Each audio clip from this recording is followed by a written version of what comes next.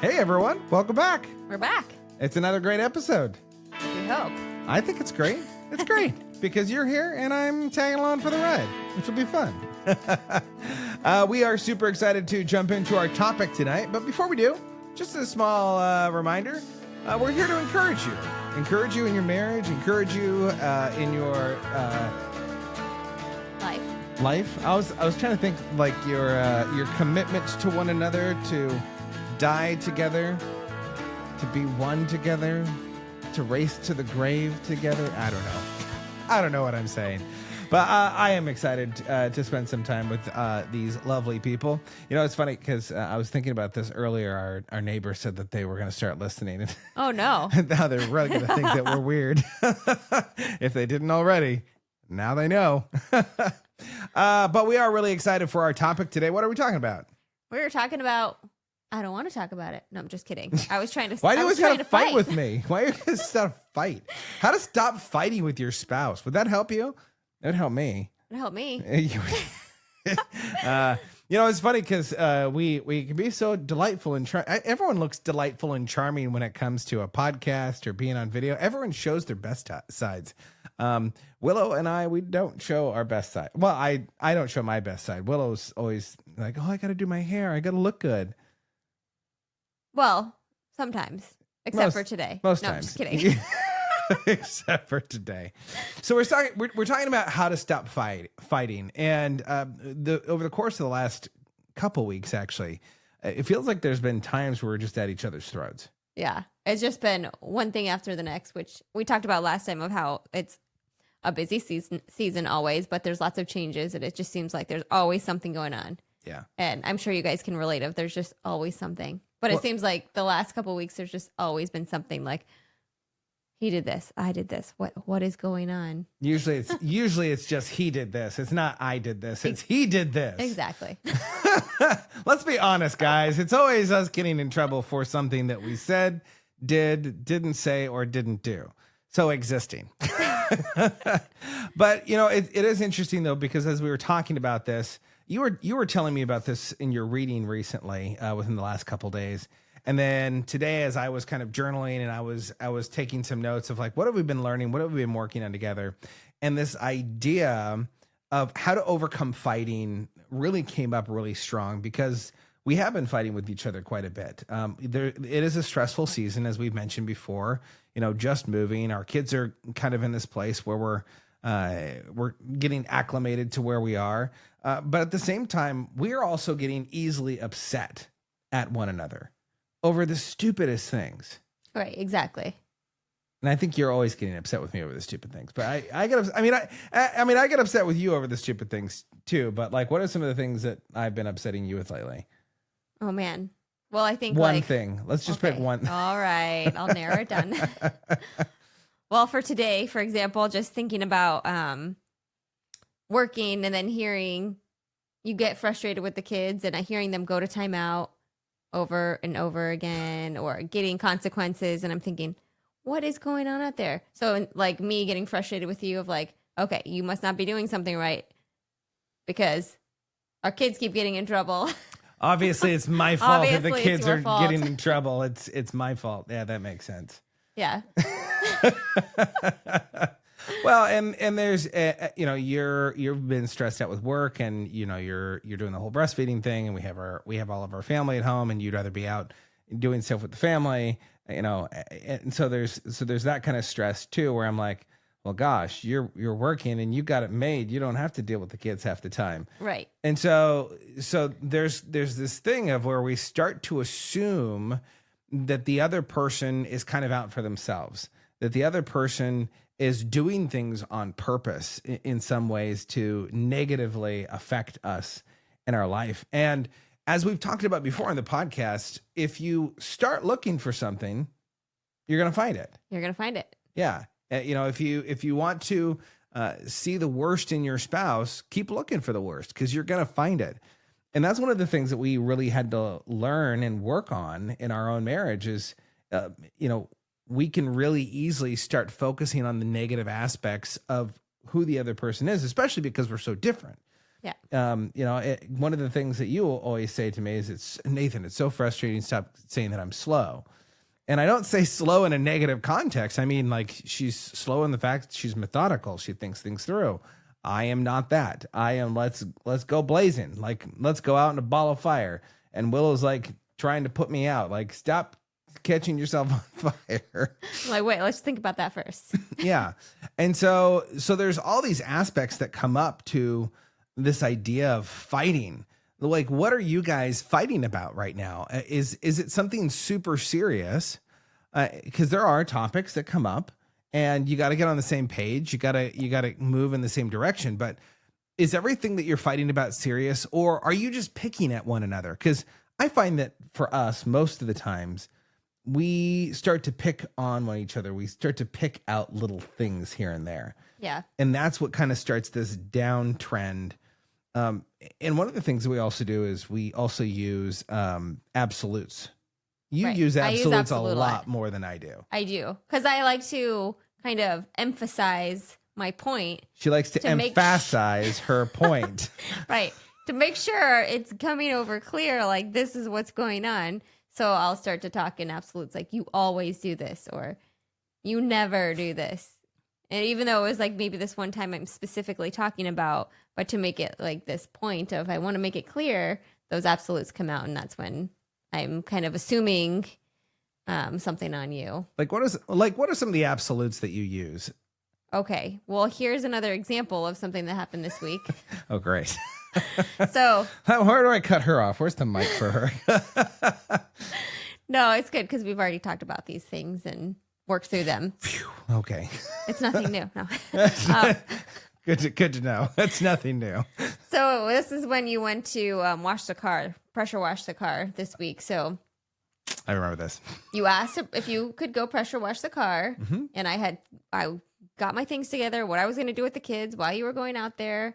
And then the kids ended up wanting to come out. So we spent some time out there watching. And then I saw it was like almost done. And anyways, long story short. Wait, let me say something right there. You said you thought it was almost done. I was just rinsing the car off, because the first step, guys, you know this.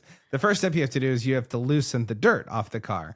And so I sprayed the entire car. And she was like, okay, well, you're done. And I was like, I still have to soap the thing. Well, then the suds came out and the kids wanted to watch the soaps too. So, well, the point was that you like love doing those things, and that's awesome. And you want to get things done. Yeah. I know that. And so, but we You still went- watched for a while. I thought we were coming back in. I was going to do some school with the kids. We were going to do some things, get dinner ready, and then you'd come in and we'd have dinner.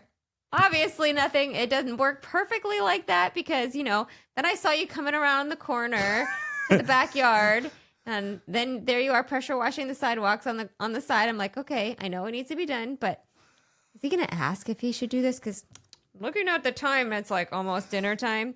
Anyways, wrapping up the story. Took a long time, but yeah, it was a lot longer than what I was expecting. I wasn't, in all honesty, I wasn't expecting to, spend 2.5 hours, 3 hours pressure washing. But guys, come on, you know this. You get that pressure washer out, you get it going, and yeah, you want to pressure wash everything. you wanted to get it done. You had like this, let's get it done, and so yeah, I have this. Let's get it done, and like we're gonna tackle this, and I'm gonna get it out of the way. And unfortunately, other things fall to the side.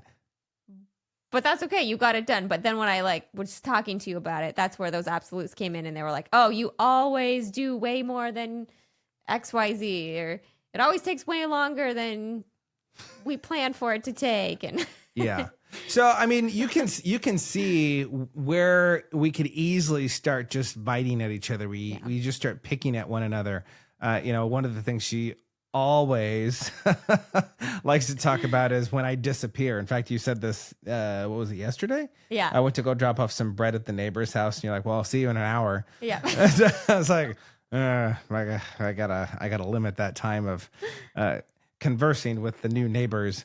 But I like to talk with people, and so I try my best as best as I can, but I do fall short much of the time.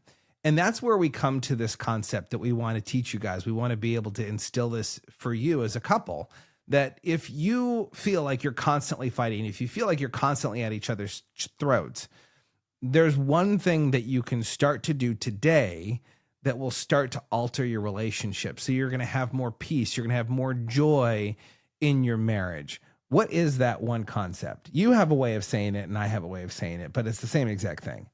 Yeah. Well, so it's assuming positive intent. So she says assuming positive. I say declaring noble intent. So depending on who you are, you can pick either one of those. Just the way that you phrase it, however, you can kind of conceptualize that and understand what that means. Mm-hmm. So, which is, choosing and trusting that the other person is doing what they think is the best. Yeah. And when we first started kind of thinking about this concept, when we started learning about it a number of years ago, it's like, okay, yeah, you want to think good about the other person and, declare a noble intent that they're doing the best that they can. But it takes work. It takes effort to truly sit there and say, you know what, this person is doing the best that they can do. Maybe they grew up in a specific manner and this is how they do things. This is how they operate. And one of the things we have to remember is that by declaring noble intent, we're telling ourselves and we're declaring over the other person that they're doing their best to help the situation, not to hinder it and not to make the situation worse. Yeah. And I think sometimes we focus on that, oh, Willow's just trying to make the situation worse. Nathan's making the situation worse because he's yelling at the kids and he's disciplining the kids and he's sending them to timeout. And all he does is get frustrated with the kids, right? Mm-hmm. And when you think about it that way, if that's all you are focused on and that's what you're declaring over your spouse, that they are constantly frustrated and angry at the kids, well, guess what? That's all you're going to see. That's all you're going to hear. And, to that point, that's not always what it is, right? Right, exactly. 100%. I mean, like for those two examples, just because we were talking about those, like you care so much about our kids, you want them to learn what's right and wrong so that they make the right choice. Or like,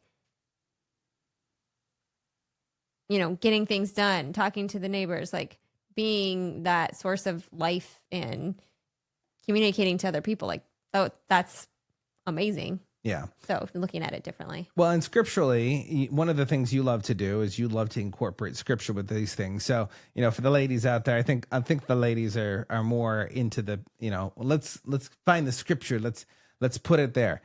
For me, it comes to me in the moment, but it's not something that I'm good at going to right away. But yeah, you did find a scripture that that really does well with this, right? What is that? So it's Colossians 3:13, and it was something that I had read this past week going through kind of like a bunch of our arguments. And so it says, make allowance for each other's faults and forgive anyone who offends you. So there's before and after of it, but that just make allowance for each other's faults just kind of stuck out of like, okay, whether it's a fault or not, but like if somebody does something, we're all growing and we're constantly learning and nobody's perfect and we're all sinners, right? We all make mistakes, but we're constantly we're constantly working on things and trying to do our best, even though there's, maybe some mistakes here and there. Yeah. Well, I think even going before and a little bit after, so like if you start in Colossians 12 and go to 14, I think it's a really good summation of how we should respond to each other and speak to each other within marriage. Yeah, read that. Since God chose you to be the holy people he loves, you must clothe yourselves with tender-hearted mercy, kindness, humility, gentleness, and patience. Oh, man. Those are some words as married folk we should be harnessing. We should be focused on those things. In our interactions, are we tender-hearted with mercy? Are we kind? Are we humble? Are we gentle? Are we patient? Verse 13, it says, make allowance for each other's faults and forgive one another. Forgive anyone who offends you. Remember, the Lord forgave you, so you must forgive others. And 14, I think this is what really puts it together for me. Above all, clothe yourselves with love, which binds us all together in perfect harmony. If you want your marriage to be bound with perfect harmony, you need to start declaring noble intent over your spouse.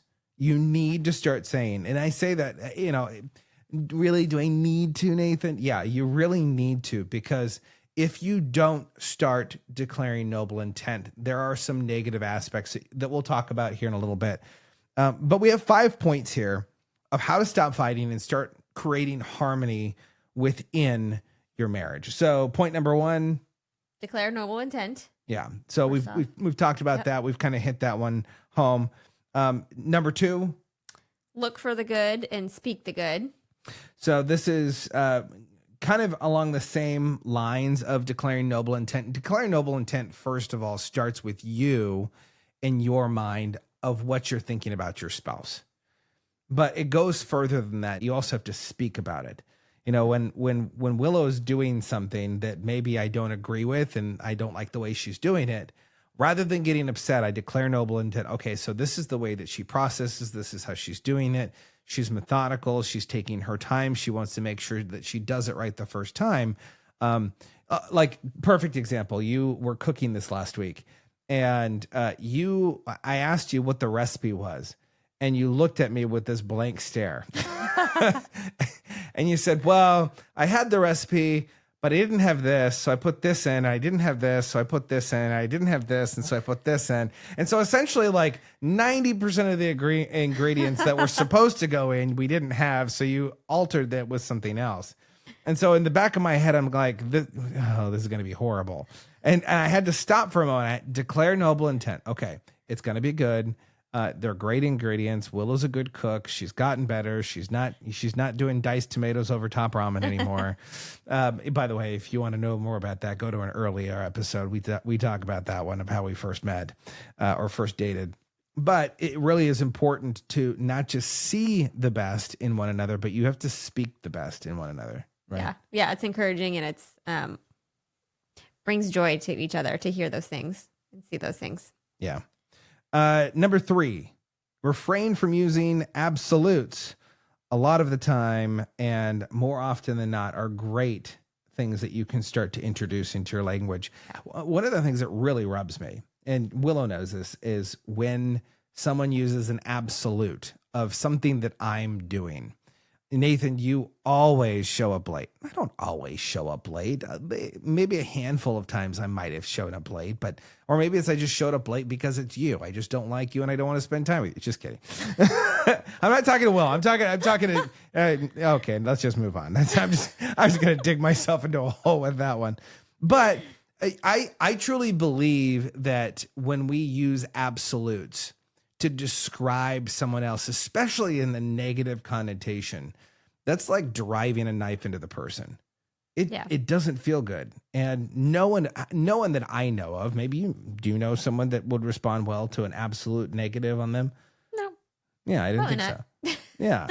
So think about that with the person that you love, that you've declared your devotion to in your life, and you're using absolutes in a negative form towards them. And now they're walking around going, well, Willow thinks that Nathan is always a jerk. She doesn't say that. I'm just making that up because I don't have something. Willow's too nice. She uses absolutes. I just can't remember what she says half the time. That's a podcast episode. That's a topic for another time. Anyway, we're on number 3. Did you want to say? Well, I'm just thinking too, like I'm wondering if I say those things, it starts having you think like, oh, negative thoughts of like, oh, I don't do this. Does it start to make the other person start to think maybe negatively? Like maybe that's something that I do more often. Yeah. Kind of thing. I mean, I could see it kind of, but I think there's a defensiveness when someone uses an absolute that this is always what you are. It's, there was a gal early on that I dated and she said, hey, once a cheater, always a cheater. And I was like, that's not necessarily true. I think people can change. I think that people can make a mistake in those things. And, I think there's a lot of different aspects in life where using an absolute just does more damage than saying, the majority of time I find, Nathan, that when you go and talk to the neighbors, you spend way too much time with them. You disappear for hours. And that's true. That is true. I don't try to, though, but it does happen more often than not. Is it always? No, but it is more often than not. So I think Yeah. that's a really good thing that we can do to keep ourselves from fighting and to continue to create harmony. So that's number 3. Number 4. There's more than one way to accomplish something, which we know, but it kind of goes to maybe one person does this and another person does that, but they're trying their best. Yeah. Or if you're the exact same and maybe you are doing things the exact same way, there's still a little bit of variation. Well, and I think this comes to a place of pride. Are you so prideful that you have to be right about it? That you have to have the right decision, that you have to be the one that is always, this is the way we're supposed to do it. I remember specifically one really good example of you corrected me because I would always come into the kitchen when you were cooking and you'd be cutting things and I'd be like, well, if you cut it this way, you could actually cut it faster and you wouldn't cut off your finger. And I realized that after saying that for a couple of years, that made you mad and frustrated. You always say that I'm cutting things wrong and that I never, but here's the thing though, too, is that when you constantly come in and you're correcting the person, even if it's in a good way, like Willow knows now most of the time that when I come in and I'm giving feedback or a suggestion, it's because I want the best for her. It's not because I'm trying to cut her down and say that her idea is stupid or the way that she does it is wrong. It's just in my head, there's a better way to do it. And this is the way that you do it. And unfortunately, as a high driven personality, I'm going to tell you what I think. Like even when we were preparing for tonight in the podcast, you were telling me a bunch of things. And you remember me asking you this, like, do you want me to respond with feedback or do you just want me to listen? Yep. Guys, if right now you pause it, rewind it, listen to it over and over and over again. It's to stop and ask your wife, do you want me to give you solutions or do you want me just to listen? That will help so much of your problem because I'm a guy and I know the majority of guys out there, they want to fix things. Your wife has a problem. You're going to go fix it. What's her name? I will go put her in the dirt for you. I'm like, no. She's my best friend. like there's something to be said about that though, that guys are wanting to fix. And so when it comes to this piece of there's more than one idea, there's more than one way to skin a cat. There's more than one way to do something. We have to remember that with our spouse because they are different. They have different models of understanding and how they do things. And so going back to the idea of, okay, this is how this person does this. This is how my spouse does the laundry. This is how they empty the dishwasher, or this is how they do discipline. Obviously we've talked about get on the same page of how you're going to discipline and you want to get on the same page. But even before then, understanding that the other person might have a valid idea and a valid way of doing it. And so swallow your pride, shut up, let them do it, and have a conversation later about it if you really need to. But make sure you have permission to speak into that. Yeah, exactly. Yeah. Number 5. Oh, we're already on number 5. So going back through the list one more time, and we'll hit 5 here at the end. First, declaring noble intent. Number 2, look good. Look for the good. Yeah, look good. That's a good one. Number 2, look for the good and speak the good. Number 3, refrain from using the absolutes. And number 4, there is more than one way to accomplish something. And number 5, the final nail in the coffin to stop a fight before it even happens is to assume that you both want the same basic things. It's surprising to us how many couples we talk to, and they could be fighting about everything. Even at the point of like divorce. And if you stop and you look at them and you say, do you want love? They both say yes. Do you want to feel respected? Yes. Do you want to have happiness and joy in your life? Yes. Okay. So you both want these things. So let's find common ground and work towards them.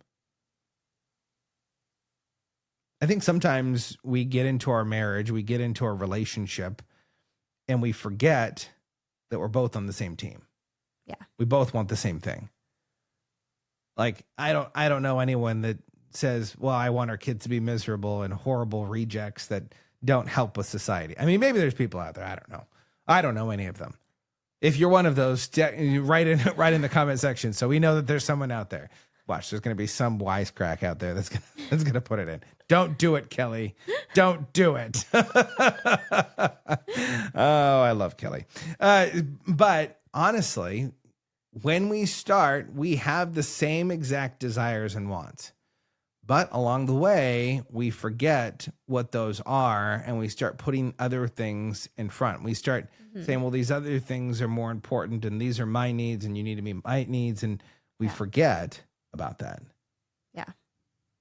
I don't know. Anything else in terms of what you could think of that might help to stop the fighting, create harmony, specifically with this idea of declaring noble intent? Nope, I think those are good. So what happens if you don't declare noble intent? What happens if you decide that, well, Nathan's a jerk. Nathan is just out for himself and he's selfish and he's going to spend all the money on ice cream and sourdough bread instruments. I mean, it's kind of when you start to have those thoughts, it's kind of how you start to make things up in your head, or you start to only see the bad, which is one of the things is you see your spouse as the problem. Like, they're the ones that are doing this. They're the ones that say this, and they're the problem. Yeah. Well, and you start ruminating on it, right? Like, yeah, they might make a mistake once or twice, and now all of a sudden you're like, well, they're always going to do that. They're always going to put the forks on the wrong side of the dishwasher. That idiot. But it becomes like them.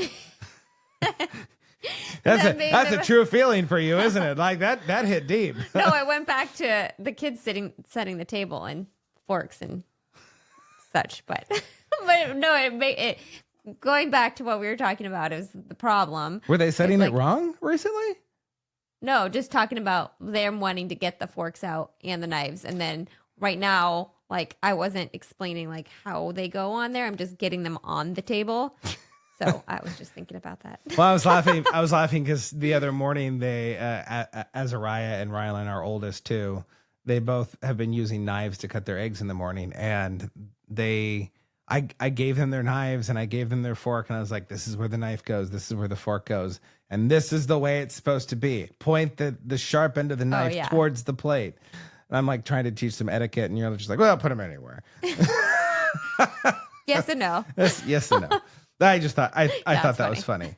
Okay, so if you don't declare noble intent, you're going to find what you're looking for. You're going to find all those negative things. You're going to find the horrible things about your spouse that you truly believe them to have. And guess what? You're putting that on them. What else?